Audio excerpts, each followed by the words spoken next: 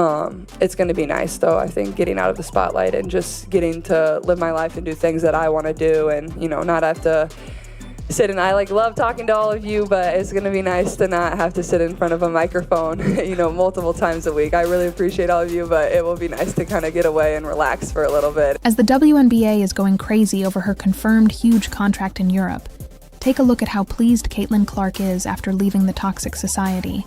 Christy Sides' time as the coach of the Indiana Fever is very likely coming to an end. It looks like they are trying to completely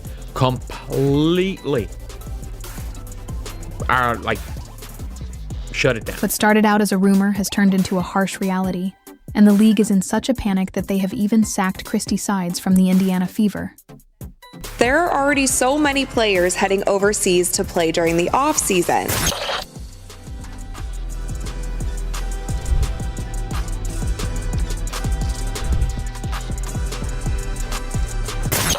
Does she have the build to play in the WN? There's absolutely no need for Caitlin to stay.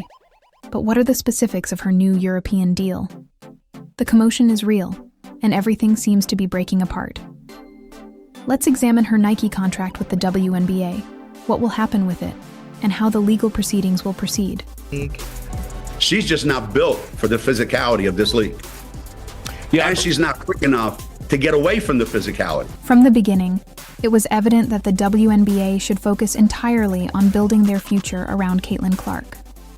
However, they have managed to make a huge mess of things, and now that Clark is leaving for Europe, they are in complete panic because they are going to lose the league's cash cow.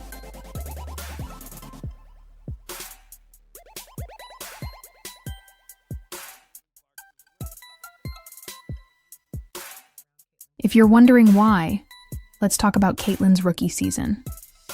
To say it was incredible would be an understatement. She wasn't just good, she was electrifying.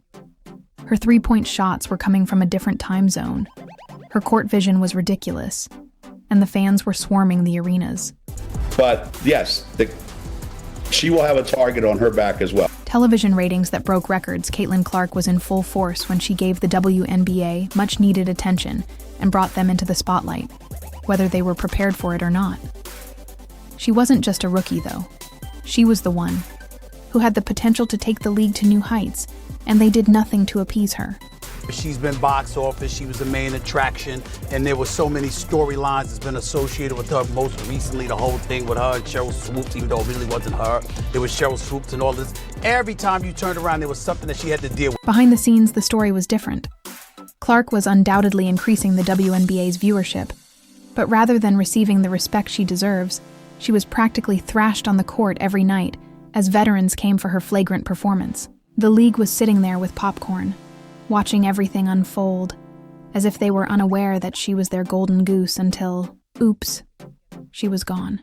Get caught for some technical fouls. She struggled with physical defense she's faced at the professional level and voiced frustration with the league's officiating, recently telling reporters, quote, "I feel like I'm getting hammered and everybody is physical with me, and opponents get away with things that other people don't get away with." That's what Caitlin Clark said. Now that Caitlin has had enough, she's packing up and leaving for Europe, where she will likely be treated like the basketball princess she is.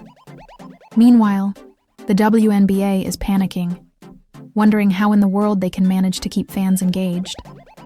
Mark, an ESPN question, is having a tantrum while attempting to act as though they have any influence over the situation. Spoiler alert, they don't. I keep getting notification in people commenting under my shorts videos that Caitlin Clark's gone. She's left the WNBA. What is going on? I don't believe that. Clark is done with the disrespect, the lack of protection, and the WNBA's belief that they could coast on her talent without really helping her. Let's not forget what she endured while playing in the league. It wasn't your average rookie roughing up. Instead, it was next-level brutality every game. It seemed like players were fouling her like it was a contact sport, and the referees were completely incompetent. There were times when it appeared as though Clark was being tackled, and the referees were just standing there like what was happening. It's no surprise that she began calling them out in interviews, stating that she felt like she was getting hammered out there and that she wasn't exaggerating. Hey man, your meal ticket is under constant attack. There's been dirty plays The WNBA allowed other players' jealousy to run wild instead of intervening to defend their best player. Veterans weren't coaching Clark. Instead, they were making fun of her. It wasn't just about basketball anymore. It was personal, and the league just stood by and did nothing while now paying the price. The WNBA had every chance to make Caitlin Clark the face of women's basketball and build their entire brand around her. But instead, they let her get beaten up on the court and ignored her value. Now that she's gone, they're in disarray as they try to figure out how to keep people watching without their biggest star. Caitlin Clark is done being their punching bag and is taking her talents to Europe, where, let's be honest, they'll probably throw her a red carpet. Those guys, they're the racists, when really, y'all are the racists. The people coming up with excuses to hate Caitlin Clark and the new fan base that she brought. ESPN is also in a frenzy since, guess what? All of the viewers they were counting on to increase their numbers vanished in an instant, leaving the league scratching their heads and wondering what went wrong. The simple fact is that they didn't respect Caitlin Clark, and now they're paying the price. Not only is Clark's decision to move to Europe a victory for her, but it serves as a wake-up call for the WNBA and ESPN, who took her for granted and now have nothing better to do than act outraged as the athlete who will shape their future leaves them in the dust. The Michael Jordan of the WNBA was assaulted, has a black eye during the second half of the game because Dejanay Carrington stabbed her with her fingernails in the eye. I believe it's side 11. Could we just play this on a loop? I'm not exaggerating. When Caitlin Clark exploded into the WNBA scene, ESPN was living the dream. It was obvious that she wasn't just another rookie. Rather, she was a game changer from the moment she set foot on the court. ESPN went all out to promote Caitlin Clark as the next big thing in women's basketball because they saw dollar signs for future headlines and a swarm of new fans eager to board the Caitlin Clark bandwagon. And guess what? It worked. Clark's games are instant. She was their golden ticket, and they loved every minute of it as Blockbuster's viewership figures soared and ESPN rode that wave like it was the only show in town. And then all of a sudden your hand turns downwards and straight into the eye of the biggest star in the WNBA. It's not a natural act. And I called it out yesterday in real time watching the game. Like, hey, that was on purpose.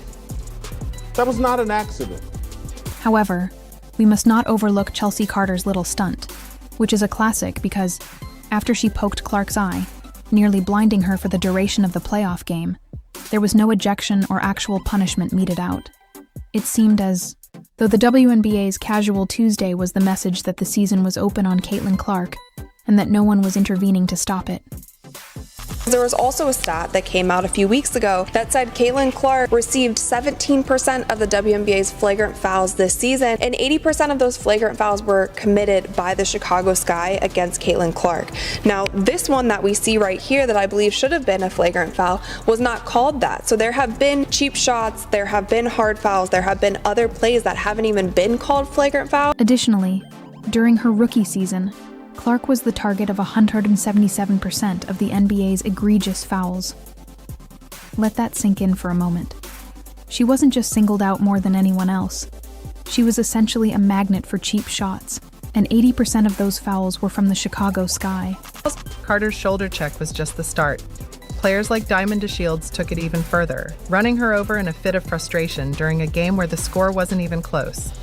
Clark got knocked down, game after game, and all the while, ESPN stayed silent. No calling out the league, no pushing for better protection, just business as usual, milking Clark's popularity while she was out there getting slammed.